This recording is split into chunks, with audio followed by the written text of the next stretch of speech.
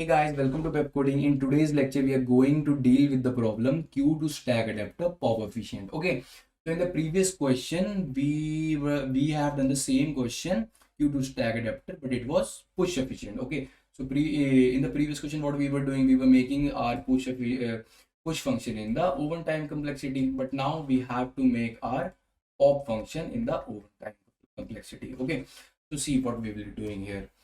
So same question. I will suggest you please go and watch the previous video if you haven't watched it. Okay, then you will be getting a better insight of this question. Okay, so what's happening here? They have provided us a main queue and a helper queue. So we have to make a stack using these two queues. Okay, and they have provided some function. Four functions are there: size, push, top, and pop.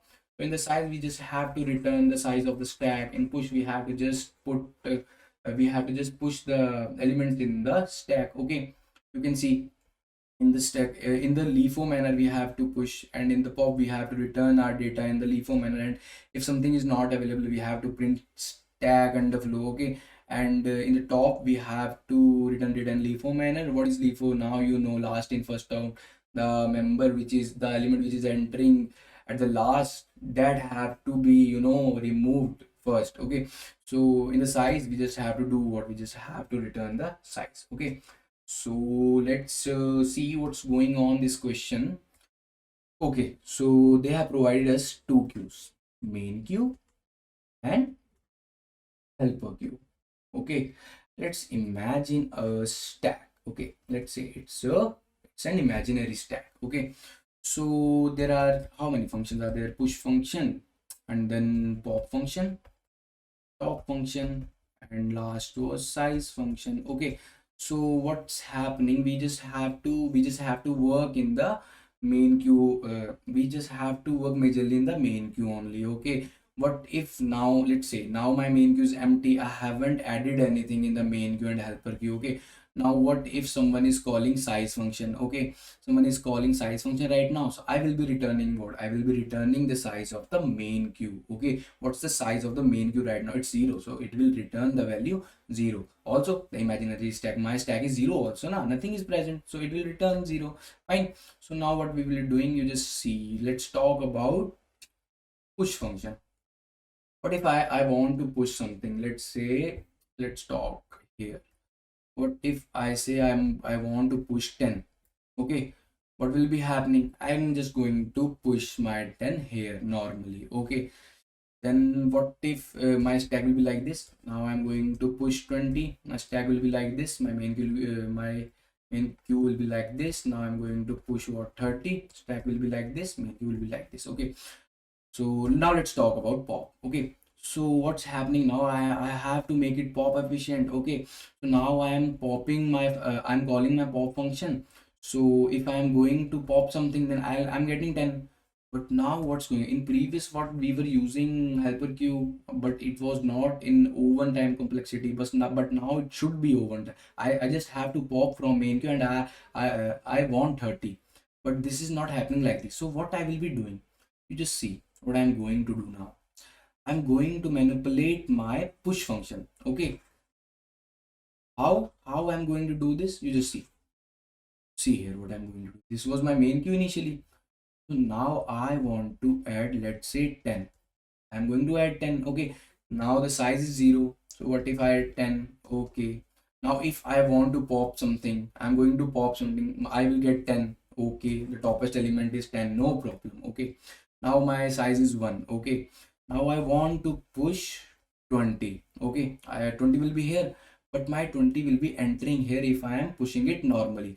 But now I'm going to manipulate my main queue this way. With the use of helper queue, it will look like a stack. When I'm going to pop, I will be getting my topest element. Okay, so I want my 20 at the front of the queue, because when I'm going to pop my element, then I should get the topest element of the stack. Okay, so what I will be doing, you just see, I'm going to pop my elements from the main queue, and I'm going to push those elements in the helper queue till the size of the main queue is not equal to 0. I have popped it. Okay, I'm going to store it somewhere, and then I'm going to push it in the helper queue.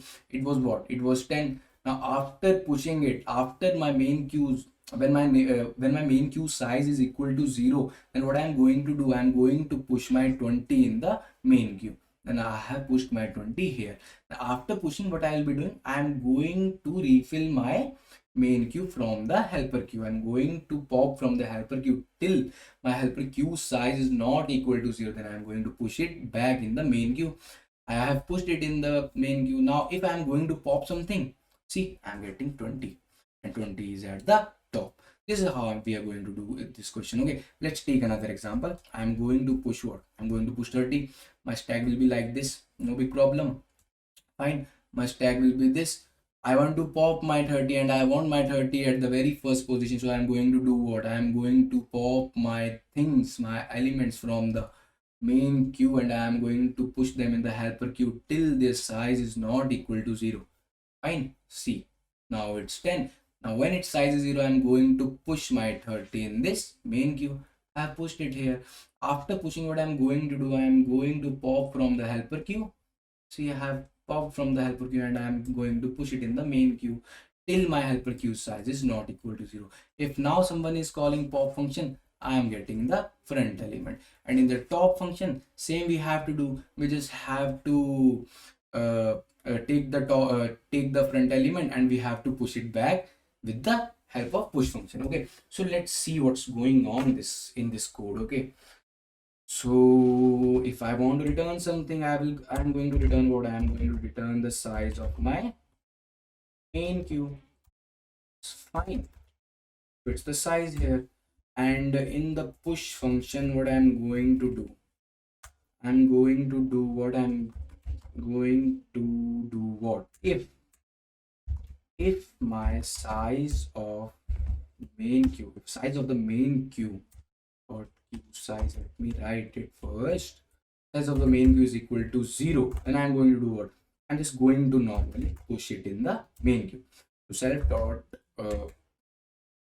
self dot main queue dot put, but I'm going to put it the data which they have passed from the function, main function. Okay, so if the size of the queue is equal to 0, then I have to push and I have to just normally return from it. Okay, so now if size is not equal to 0, then I'm going to do what? I'm going to pop from the main queue till its size is not equal to 0. That means if it's greater than 0, then what I have to do? I have to pop from the main queue, self dot main queue dot get, and I am going to do what? I am going to push it in the helper queue. Helper queue dot put my removed one. Okay, fine. So now after doing this, when my main queue size is equal to 0, I am going to do what? I'm going to push my element in the main queue. Okay, so I'm going to push it here. After this, what I'm going to do? I'm going to do the same thing again. Let's make this code. Okay, so now I'm going to iterate in a while loop. Sorry, iterate no, till my helper queue size is not equal to 0. After pushing this, what I have to do? I have to refill my elements from the helper queue to the main queue now. So its queue size, when it's greater than 0, what I have to do? I have to remove the element self dot helper queue dot sorry, it's get, and I'm going to push it back in the main queue. Main queue dot put what? Put the rem. Fine. Now my push function is ready. Fine. So now what we have to do is we have pushed it in the way that my queue will be looking like, my main queue will be looking like the stack. Okay, so now what we will be doing here, if my main queue size is equal to 0, okay, if it is equal to 0 queue size, then I have to print what? I have to print that stack is underflowing. That means I have nothing in my stack, so I'll print stack underflow. Okay, this is written in the question. Okay, fine. and I have to return from here what? I have to return -1 from here. Fine. So let's initially first talk about the pop function. After this we'll be talking about. Okay. So in pop function same thing we have to do. If nothing is present, we have to print stack underscore and we have to return -1. Okay. So in pop function, what I have to do, I just have to normally return the value of the frontest element in the queue, in the of the main queue. That means I will be getting the topest element of the stack. Okay.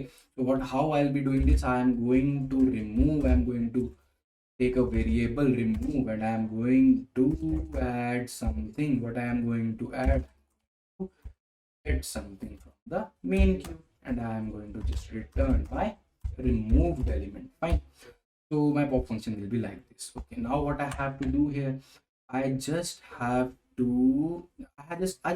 do the same thing. I'm going to remove the first element. Okay, then plus now I get the value of this function of this first element. I can't return it directly, because if I return this, then we will be losing our element. But in the top function, we don't want to lose our element. Okay, so now what I will be doing here, I will be using my push function, this function.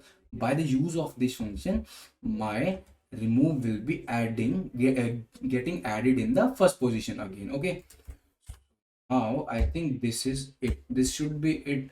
And I have to what? I have to return, yeah. I have to return my move. Fine. So let's try to run this and hope our code is correct. Yes, it's correct and it's accepted. So let's try to submit this. If all the test cases are passed. I hope guys you understood this question, and if you are not able to understand it, please watch this video again. And if you like the video, please hit the like button, please share and subscribe our channel. Okay, thank you guys, we'll meet in the next lecture. Bye bye.